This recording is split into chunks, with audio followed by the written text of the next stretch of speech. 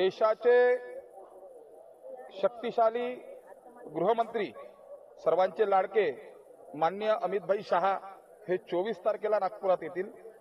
कालच भारतीय जनता पक्षाच्या विभागीय कार्यालयामध्ये बैठक झाली आणि 24 तारखेला माननीय अमितभाई शहा येतील।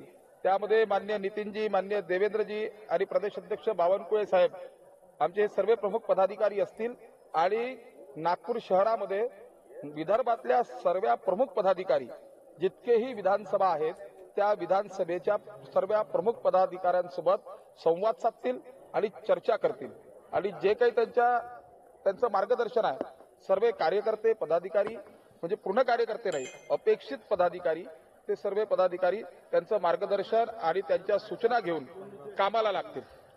कुठेही बैठक होणार आहे आणि आपण आढावा घेणार आहे का सगळ्या विधानसभा? बैठकीचं स्थान अजून निश्चित झालेलं नाहीये। पण माननीय अमितभाई शहा यांचा दौरा निश्चित झालाय। कार्यक्रमाची रूपरेषा आमची ठरलेली आहे।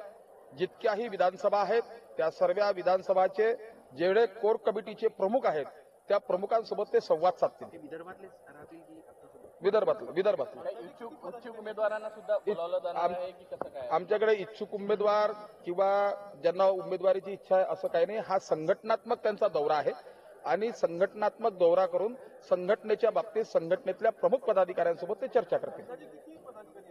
अंदाजे 1500 विदर्भातले जे प्रमुख आहेत म्हणजे एका विधानसभेतून 6-7 जण प्रमुख संघटनेचा त्या विधानसभेचा अध्यक्ष असेल, त्या विधानसभेचा निवडणूक संयोजक असेल, त्या विधानसभेचा प्रमुख असेल, असे एका विधानसभेतून 6-7 जण असे 1500 अपेक्षित असतील। आणि याच्यानंतरही माननीय प्रदेश अध्यक्ष बावनकुळे साहेब आपल्याला सर्वांना सांगतील आणि आपल्यासोबत संवाद साधतील।